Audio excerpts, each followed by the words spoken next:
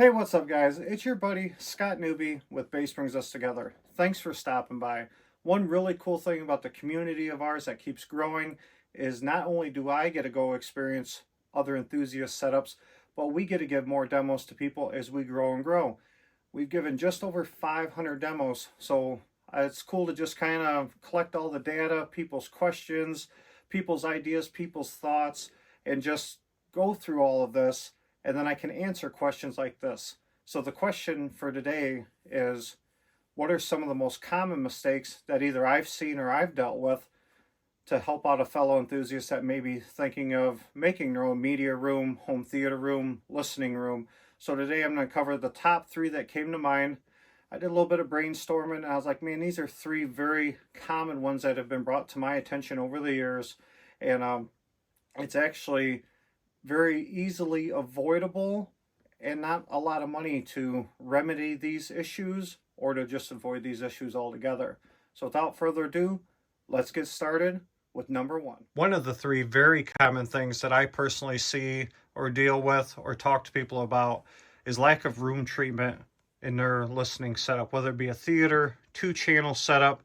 Now, in my personal space, I was one of those guys before I did the room treatments that I had to have the center channel bumped up a few dB higher because I had a hard time making out the words sometimes. So when I did this theater, I did no acoustic treatment at first, and I'm like, what the heck's going on? So actually, after doing the back wall, so this whole back wall is, depending on which area of the wall, is between 4 to 6 inches of insulation. And what that did was it killed that reverb off of the backs. As soon as I did that and I redid a calibration, I was able to turn the center channel, did not have to be adjusted at all. Crisp and clean. And I DIY with like a lot of the calibration and setup and tuning in this space. So I would put panels in different places, take waterfall graphs like through Rue and using a U mic and decay graphs, and just place them in different places and go for the best result that I could get. Because you can certainly over-treat the room, but you don't want to do that because then you take the liveliness out of it and the fun out of it. What you want to do is you just want to treat it properly so you get good imaging, good spaciousness, and very intelligible, easy to listen what's going on and where it's going on. So certainly one of the three very main aspects of any room, of any budget, is room acoustics. So there's plenty of channels out there like the Home Theater Guru that covers stuff like that and where they should go. I just did them on my own. If you can make them on your own, it's even cheaper. I did GIK panels where they were out in the public to see.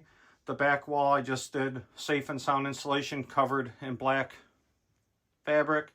So yeah, it's absolutely a game changer. Don't matter how expensive your speakers are, your components are, there's just certain stuff that can't be handled that you have to do room acoustics with.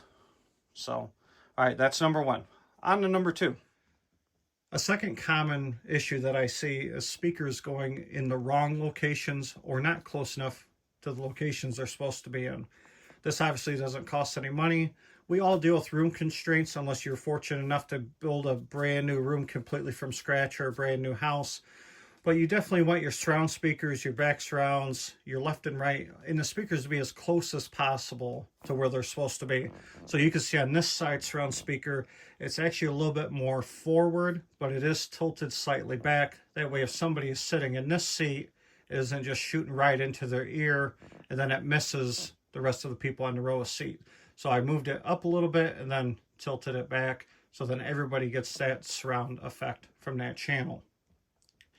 And then, you know, try to get your left and right and center where they're supposed to be. Obviously the left on the left side of your screen or TV, right the same.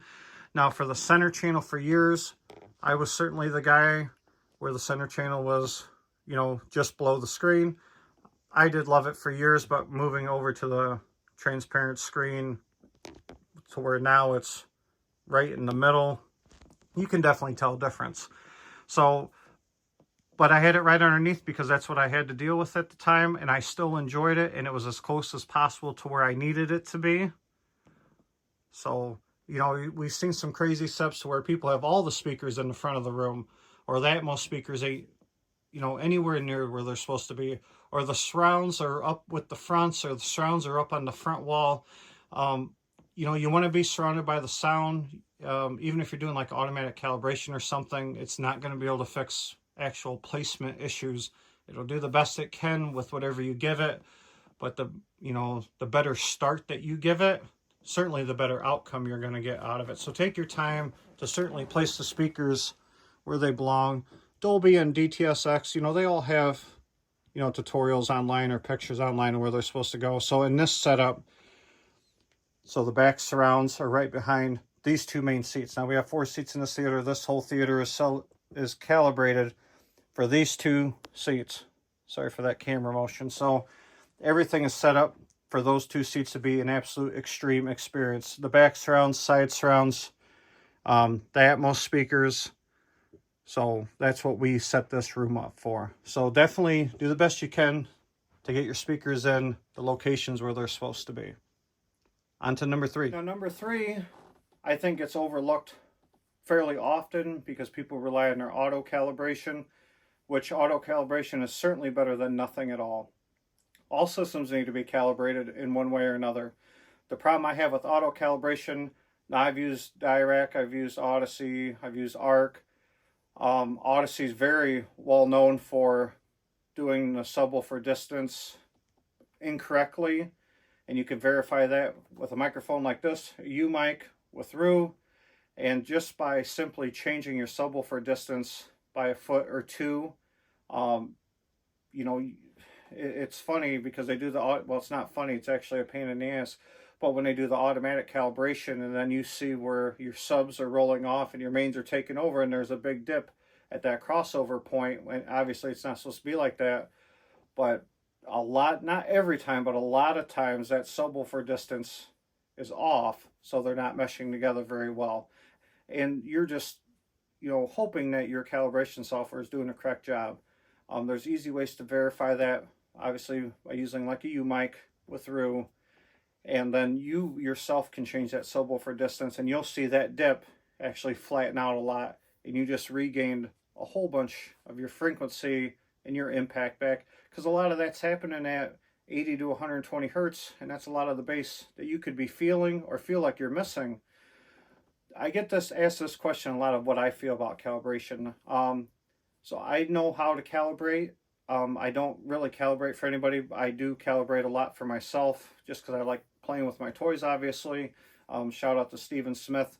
Years ago when I was just learning to calibrate, he certainly gave me a huge helping hand, and this was before all his videos dropped, so ours was through texts and phone calls and stuff. So I had a very, very basic knowledge, and he certainly helped me out with a lot of issues I was having, so shout out to him. But I get a lot of people that ask me about tuning. Is it worth my time? Is it worth the money? When should I do it? When shouldn't I do it? So this is what I feel about tuning. And I got plenty of buddies that do in-home tuning, online tuning, or buddies that just do the tuning themselves. So this is just my thought. This isn't the right answer. This is just my thought.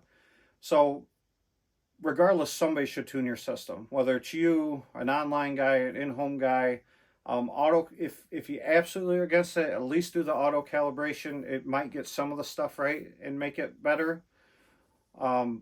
If you like to move your stuff around a lot, or you swap out a lot of gear, or you just like playing with your toys, like I play with a lot of my stuff in here, I move subs around or change settings or try different things, then it's certainly worth you learning to do it. It's just another leg or tree branch of the hobby that after you get it over the frustration of learning to do it, it's actually pretty cool that you can make a lot of really cool adjustments in your system and make a custom experience that, you know, when your friends come over or that you're even just enjoying it, be like, wow, it sounds really good and I made it sound like that. So if you like to tinker around with stuff and mess with that kind of stuff, then it's certainly worth you learning it. If you're not comfortable with learning something, or you're like, hey, I just bought all this gear, this stuff isn't moving for years. I just want it to be the absolute best that it can be. Give me my remote, I just want to watch movies. That's certainly when you hire it out. A lot of, you know, the online guys or the in-home guys do this stuff pretty much for a living. You know, depending on who you use, but there are some good guys out there that are available. And, you know, they'll get you wrapped up in a few hours most of the time, and your system would be performing at the best that it can be. The stipulation to that is a lot of times you can't move anything. You set it and forget it. They'll tune it to the way that it's supposed to be. But if you change out speakers or subs or rearrange your room or something like that, then you certainly got to completely do another recalibration. Every move pretty much would warrant a recalibration, and you would want to, because if you spend all your money and your time setting this stuff up, you're going to want it to perform at its very best. So that's where I'm at with the tuning thing. Is if you're not going to take the time and effort to do it yourself, which will run you a few $100, and it can take you some time. It took me some time to learn it. You grab a mic like this, you know, for $100. You grab a mini DSP for 200 something bucks. Most people, you know, got an old laptop running around that they can just erase and throw only RU on it. I mean, I have an older laptop in our house that's only used for RU. Nobody else uses it for nothing else. So yes, you do have to invest your time and some money into it, but it's a invaluable asset to the hobby. Even if you teach yourself, you still might not be as good as, you know, some of the other guys. You probably won't, but it's still a lot of fun. But if you want the absolute most out of your system, and you just want it to be perfect, and you want it to be right, and you don't want to have to touch nothing, then you hire up a professional. I visited some rooms of even some good buddies of mine, and they'll just say, hey man, give me your honest opinion. And I'll tell them, say, hey man, I wasn't in that bubble, and the bass seemed a little sloppy, you know. I like, your room is cool and you got the gear.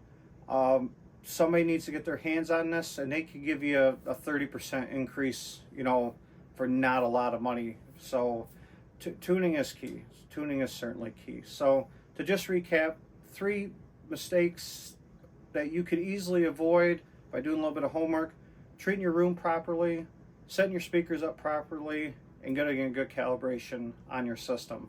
Not a ton of money for those 3 things.